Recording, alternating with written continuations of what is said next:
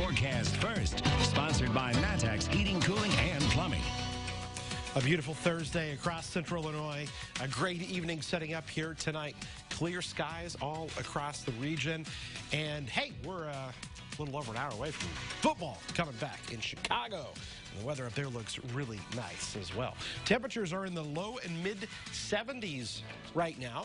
Looking good. No humidity out there and no issues as far as any precipitation tonight. Now, it won't be as cool as what we had this morning. We had 53 to start out.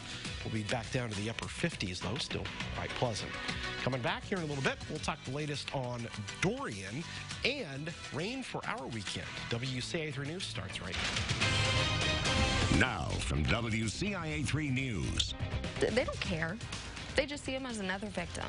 Just another waste of flesh. An inmate was found dead in his jail cell. How the family is looking to hold someone responsible. Plus, he's known for losing a lot of weight and writing a book. Why the latest spotlight has him in court on child sex charges. And how private is your medical information? Why some of it may have been hacked. You're watching your local news leader. This is WCIA 3 News at 6. Yeah, they may say his reputation or pull up his records, okay, but he was still somebody. The family of an inmate who died awaiting trial is suing the county for his death. Jamie Moore died last August. He was serving time in the Vermilion County Jail for aggravated battery. Good evening, I'm Paul Cicchini. And I'm Jennifer Roscoe. Moore died while he was being moved to a different cell block. The state's attorney says during that move, Moore became combative with officers. He was taken back to his cell and died several hours after.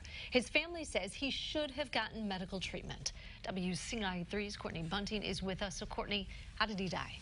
Well, his cause of death was ruled tied to pre-existing heart issues. Now, this lawsuit filed on behalf of Moore's 3 children says he should have been treated right after that fight with officers. Instead, it says he was thrown into a cell. 6 officers at the jail were part of that fight. One of them tased Moore, according to that lawsuit. Several hours afterward, he died in his cell. The Vermilion County State's attorney said they would not be pursuing criminal charges.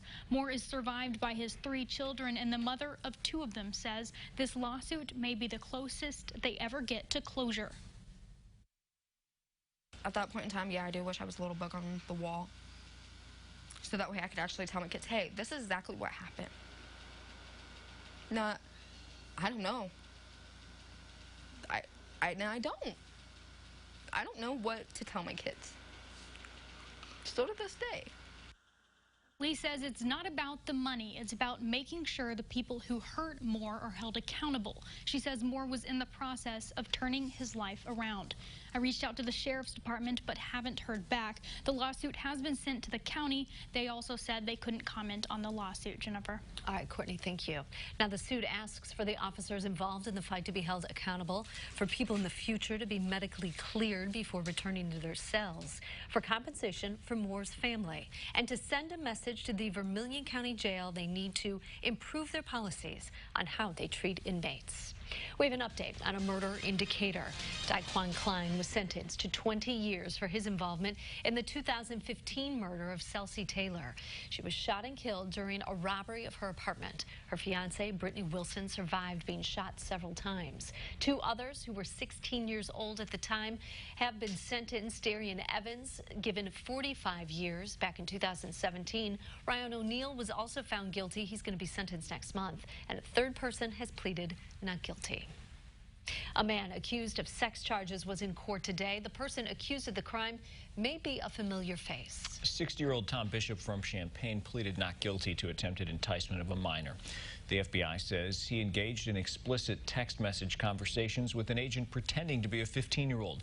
WCIA 3's Jamie Mays is here. So, Jamie, you read through some of those messages, and I know that was difficult, between the agent and Bishop. So what exactly did they talk about?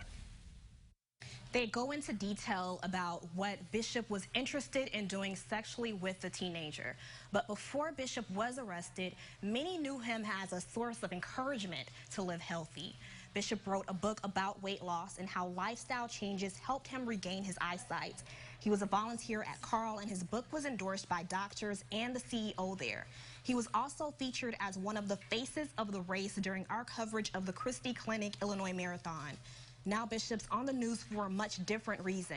The FBI says he was on an online dating app under the name of Old Not Dead. He was talking to an undercover FBI agent posing as a teenager.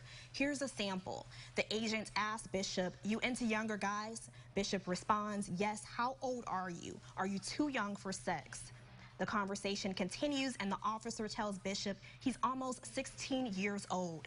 Bishop says, "I'm still nervous about your age. You aren't legal." He arranged to meet up with the teenager, but was instead arrested. There's a lot more discussed that we did not include here. You can find a complete list of what's in that indictment on our website. Back to you. All right, Jamie, thanks. Now, Bishop has been ordered by the court to remain in custody, and if Bishop is convicted, he could face 10 years to life in prison and a fine of up to $250,000. So do you owe fines for unpaid traffic tickets or court costs on a criminal case? There's still time to pay without interest or collection fees. For the third straight year, the Champaign County Clerk's Office is offering an amnesty week. It runs September 9th through the 13th.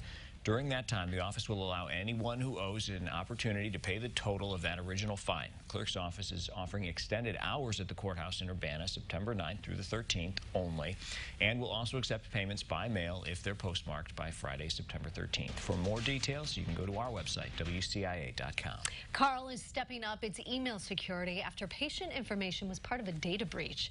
This affects patients in the cardiology department or anyone who had surgery. Someone hacked 3 doctors' email accounts in June. Carl says they could have had access to names, birthdays, and medical information. The hackers did not have access to social security numbers or financial information. There is a hotline set up. If you think you may have been affected, you can get it on our website, WCIA.com. More tech problems. Thousands in central Illinois didn't have the internet, phone services, or cable last night. Comcast and Xfinity said they had a major power outage. It was supposed to be fixed by 9:30 last night, but it didn't happen. Customers in Champaign-Urbana, Decatur, and Springfield were all affected. Comcast didn't give us a reason for the outage. They only said it was, quote, unplanned. It was working again for most people by early this morning. Speaking of electronics, if you have some taking up space in the basement or garage, it's almost time to get rid of them for free.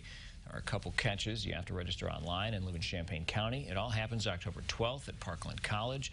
A list of accepted and non-accepted items can be found on the registration website. That registration opens September 9th at 8 a.m. A plasma donation center is open in what used to be a county market. CSL Plasma Collection Center opened 3 weeks ago after starting renovations in May. Unlike donating blood, plasma donors can donate more frequently. Staff says the donations they receive are used for medical treatments. Became a donor plasma is a good thing for everyone because it's kind of a win-win-win situation.